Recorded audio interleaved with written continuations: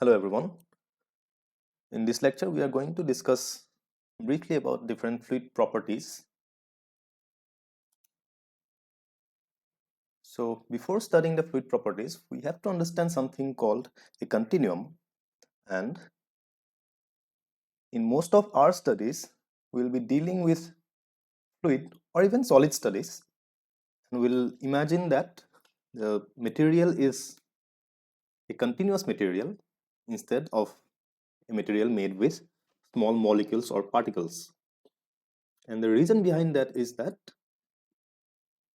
when we imagine some properties, for example, density of a certain uh, substance, suppose a fluid, then density rho will be given as mass divided by volume.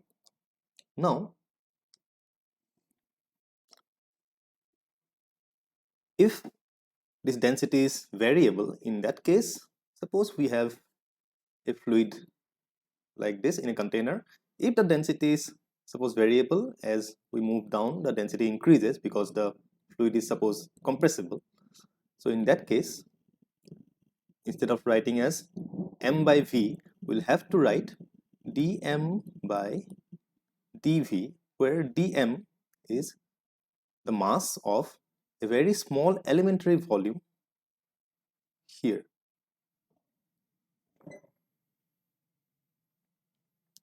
But that raises a question, how small this volume element can be.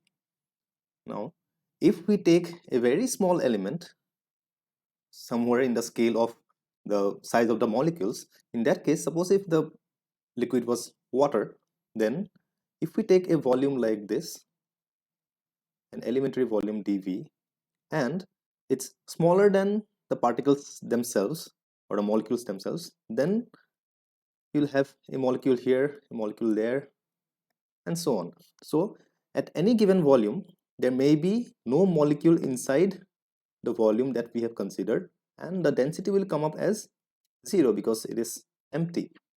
Or, as we know, there are electron clouds around the nuclei, and sometimes the volume will contain 1 or 2 electrons, sometimes the volume will contain the nucleus itself, and therefore the density will not be the same if we take a volume which is too small. To avoid this issue, we assume that the material or the medium that we are studying is not made of this kind of discrete molecules, but it is a continuous medium. And at every point in space, its properties are the same. However, this assumption of a continuous medium or a continuous substance, which is also called the continuum, that's why we call it as a continuum, and its study is also called continuum mechanics.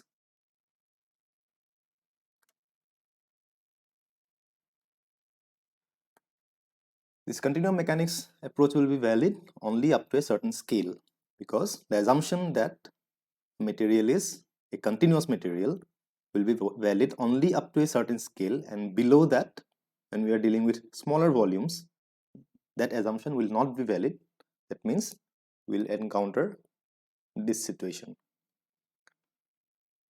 So how small can we get? That will be given as something called representative elementary volume. For example, if you take water, a very small volume which is nearly suppose 1 millimeter cube, it will still have millions or billions or maybe trillions of molecules, so it will not be a problem for us. However, if you keep decreasing the volumes at maybe some nanometer or picometer scales, we'll encounter the problem of this discontinuous material. But above that, in most of the studies, we'll be dealing only with macroscopic scales. So any volume that we can practically think of will be representative of the fluid properties at macroscopic scales. And the smallest volume up to which the properties of the fluid or the material are intact or valid is called the representative elementary volume. That means the representative elementary volume should not be such that it only contains one molecule. It should be somewhere in the ballpark of a size where at least several molecules can be fitted inside, so that the macroscopic properties such as density, viscosity, etc. are still valid at this scale also. So this is approximately the volume up to which we can consider this whole material as a continuous medium. Below which, if we take a smaller volume somewhere around here, that assumption will no longer be valid. Most of the fluids will not be dealing with these volumes because these volumes will be quite small, and most of our studies are at macroscopic scales, not at microscopic scales. But in case of some composite materials or materials such as soil, which is not a very continuous medium, and they somewhat macroscopic scale itself, we can see its discontinuous nature because it is made of lots of different particles like this. So we don't have to go to the molecular scale, even at the particulate scale itself, somewhere around some millimeters or centimeters, we'll see that the material itself is not continuous. So in that case, if we do our studies at the scale of millimeters, then we'll face the problem that sometimes that millimeter will contain some solid material, sometimes it will contain some liquid, sometimes it will only contain the air voids. Therefore, the elementary volume for soil studies should be such that it contains at least some number of molecules, some number of particles, soil particles, so that the whole element can be assumed to behave as one material, one type of material. So if it is, for example, sand, which is having a size in up to 4.75 millimeter or something, and starting from some 0 point something millimeter.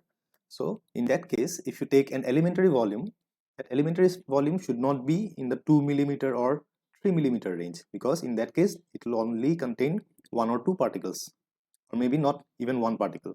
So if we take in centimeter scale, suppose 2 or 5 centimeters, and in that case it will contain at least some number of sand grains, so that the material can be considered to be having the same property as it would show in macroscopic or large scale.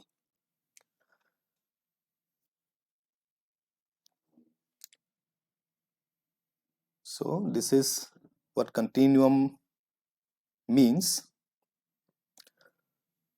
Now let's go to other properties of fluid. These are not properties, but this is only an approach that we generally take while studying the macroscopic properties of fluid. We are not generally interested in the molecular structures and so.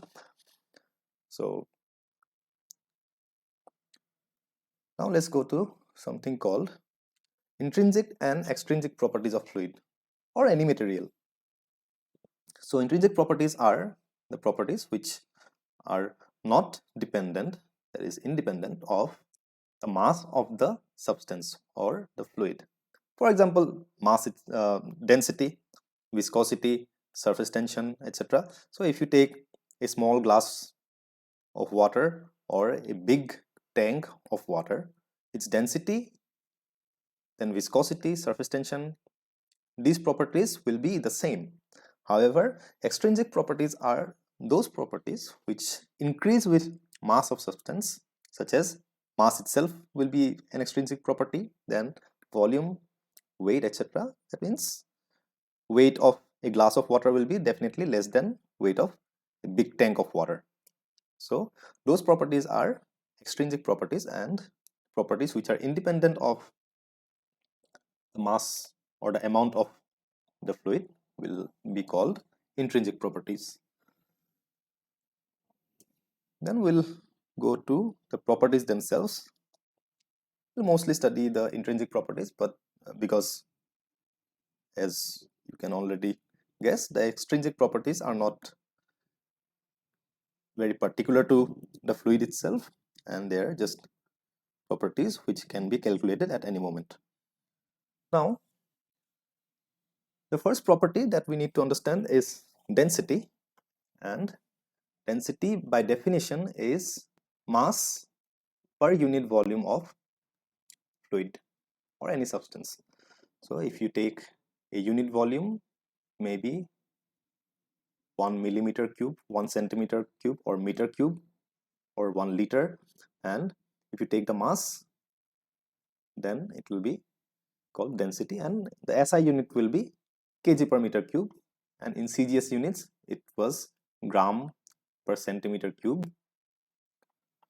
Then its dimensional formula will be this one, m L to the power minus 3 P0. Then comes specific gravity. Specific gravity is the ratio of the density of a certain substance to the density of a standard fluid. So this standard fluid, in case of, while we are talking about solids and liquids, we take this standard fluid as water, and that's because the density of water is approximately 1 gram per centimeter cube, or 1000 kg per meter cube, or 1 kg per liter. So it gives us a good benchmark, which is a whole number, a convenient number. So therefore, for solids and liquids, we take water as the standard fluid, but for gases, density of water is very large compared to gases. Therefore, we take either air or oxygen at normal temperature and pressure and take that as the standard fluid. And definitely, because it's a ratio between two densities, its unit will be, obviously, it will be unitless, and the dimensional formula will be m0, l0, and t0. Then comes something called specific weight. Specific weight, it is defined as weight per unit volume. The difference between density and specific weight is that density is mass per unit volume, while specific weight is weight per unit volume, and therefore its unit will be, instead of kg, it will be kg force or Newton per meter cube. So that means how much force or how much gravitational force will act on a unit volume of that material will be called specific weight. It's sometimes also called the unit weight of the material. And its SI unit is Newton per meter cube, and the dimensional formula is force divided by volume, and it comes out to be m1 L to the power minus 2 T to the power minus 2. So this is about density, specific gravity, and specific weight. Then comes viscosity. So it's the property which indicates the resistance to flow. That means a highly viscous fluid will be more resistant to flow. It will not flow easily, and a low viscosity fluid will be flowing very easily. To be more precise, it will be the property by which a fluid resists relative motion between adjacent layers. That means when fluid flow takes place like this, if you take different layers will move at different velocities, and when it is flowing at a high velocity, then the difference between these velocities will be more, which is the relative velocity or relative motion. And when it's flowing easily, the flow is taking place easily, then this will be the case. The relative motion will be higher. When it is flowing slowly, then the relative motion will also be lower. And this property is measured in terms of something called the coefficient of viscosity or dynamic viscosity, and its units are, these will discuss how it came out to be this, because this property requires a separate lecture in itself. Then comes something called surface tension, and surface tension is the tensile force with which the molecules at the surface of the liquid attract one another. And that's something we can understand by, let's imagine a glass of water, and the surface of water is actually, it behaves like an elastic membrane which is already stretched. It means if you imagine a trampoline where it's a rubber membrane where people can jump and it will move down, then again it will bounce it back. So similar properties shown by water or liquids also. That means the surface itself acts like an elastic membrane which is already stretched, and the force with which it is stretched is a property of the fluid which is called the surface tension, and it's measured in force per unit length. That means if you imagine a unit length on the surface, then on that particular unit length how much force is acting, that means with how much force the surface is stretched over a unit length is called the surface tension, and its units will be Newton per meter, not meter square, Newton per meter.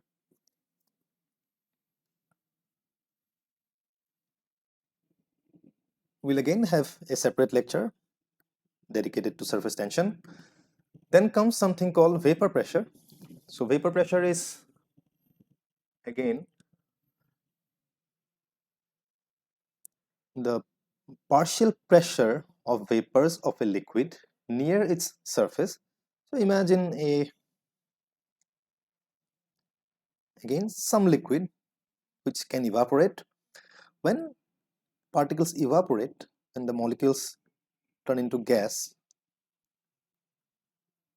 some molecules will again condense back into the liquid surface, and generally in many situations rate of evaporation will be more and the liquid volume will keep on decreasing. However, if we close the top of this container and then put the liquid here, the liquid will keep evaporating, but at some point of time this empty volume above the liquid surface will be saturated with its own vapor, and that will be the point where the equilibrium between evaporation and condensation will be reached, and the pressure at which that the partial pressure of the vapor at which that equilibrium is reached is called the vapor pressure of that particular liquid at that given temperature. So this property also we'll discuss in detail in a separate lecture.